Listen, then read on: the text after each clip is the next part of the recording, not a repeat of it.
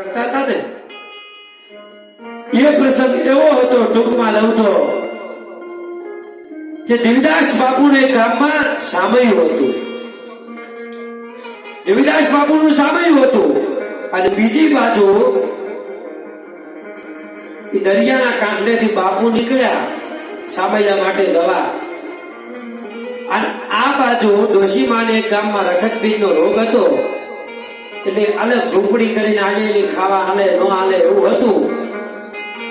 કોઈ હાજર નતું એટલે કે મારે પાણી પીવું છે, મારે પાણી પીવું છે. એટલે 5-6 વર્ષનો દીકરો, નાનું બાળ છે ને બાપુ, એ બાળ ગોપાળ કહેવાય. એને માં કરતે દયા હોય.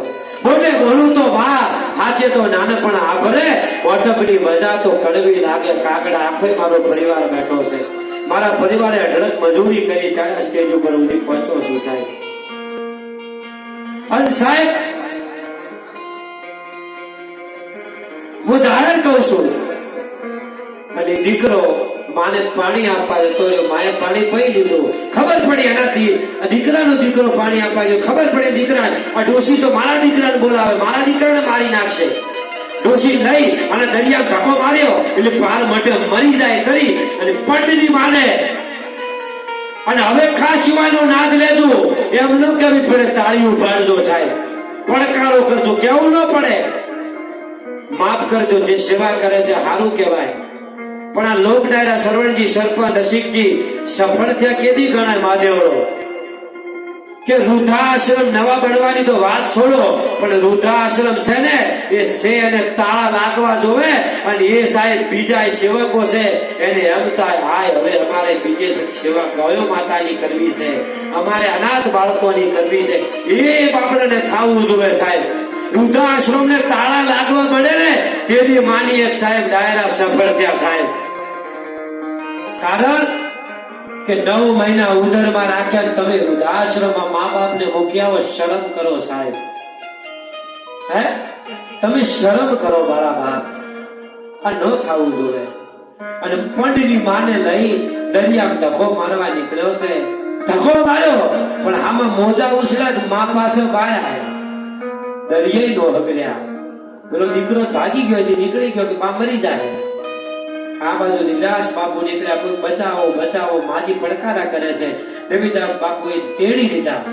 કોઈ ક્યાંક બાપુ રખતપીરનો રોગ છે, દરિયામાંથી પાછા નીકળ્યા છે, મત લો. બાપુ એ તેડી લીધા. હામયું હતું ગામમાં ગયા. જુદો સંતો કેને કહેવાય, જુદો મહાપુરુષો કોને કહેવાય? મહાદેવરામ જેવા બેઠા છે, રામગીરી બાપુ જેવા બેઠા છે. એટલા પ્રસંગ કહું છું કે અહીંયા બેઠા હામૈયાની વાડ જોઈ બાપુ આમ ગભે લઈ ડોશીમાન પહોંચ્યા છે કે કામ કરો હામૈયું પછી કરો. કે તો કે આ 4 જણા થઈ અને આ માન તેડી ન કે કોઈ હારી અહીંયા સુવિધા થાય બાપ માન લઈ જઈ અને તમે મારા આશ્રમ સુધી પહોંચાડો. બાપુ એ કઈ આશ્રમની સગવડ ટાઈમ નથી, બાપુ કઈ સુવિધા સગવડ ટાઈમ નથી, કેવી રીતે પહોંચાડીએ? બધા બહાના કાઢવા મંડાણા. તો બાપુ કે કામ કરો, 4 જણા થઈ આ માજી તેડી અને મારા આશ્રમમાં મૂકી આવો, પછી મારું હામૈયું કરો. આખું ગામ ફાટ જોઈ બેઠું હતું. હવે પેલા મુરજાના બાપુ કેવું શું છે? હવે મારા તમારા મહાદેવરામ ને રામગીરી બાપુ જેવા આવી કઈ વાત નાખે તો હું તમે મુંજાઈ દઈએ. આ ધર્મ ઉત્સવ છે તો જેને કહેવાય છે ભક્ત બીજ કભી પલટે નહીં, ઝુક જાય અનંત, ઊંચ નીચ ઘરે અવતરે આખર સંત નો સંત. એટલે એને કોઈ ફરક ન પડે. એમ કોઈક મહાપુરુષો આવા બેઠા હશે, એમણે ધીમે કરીને કીધું બાપુ આ ગામ તમને નથી કઈ કહેતું, ગામ તમને નથી કઈ કહેતું, પણ ગામ એટલા માટે બેઠું છે કે રખતપીરના રોગવાળી ડોશીમાં તેડે કોણ. આટલો કીધું બાપુને પ્રગટીનો મરો તપસી બાવલિયાનો બદલાડો ભક્તિ મારે મારે પગ રેવાંડ ગઈ. હવે હું આવડા થિયાન વ્યાપી જ્વાળા હો આમ મોઢામાંથી અગ્નિ જતી હોય હવે તમે ત્રાવા જેવી બાપુની આંખ થઈ.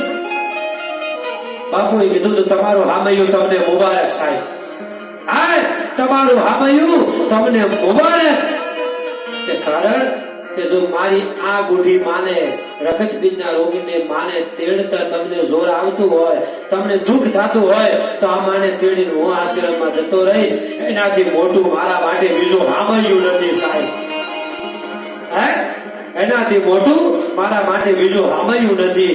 એટલે એટલા માટે કહેવું છે મારો વિહત પરિવાર, મારો પરિવાર ઘણા પધાર્યા છે, મારા મેહુલભાઈ જેવા બધા ભાઈબંધો, હાકીમ જેવા મિત્રો, હાકીમ જેવા મહેમાનો એક એક પધારેલ છે. એટલા માટે અને આ રામગીરી બાપુ જેવા જોગી બાવલિયા બેઠા છે ત્યારે મુખમાં બોરલીને કાખમાં ડોળી, મુખમાં બોરલીને કાખમાં ડોળી, માથે પાડેલ કાળો નાગ, જોગી બાબા જોગી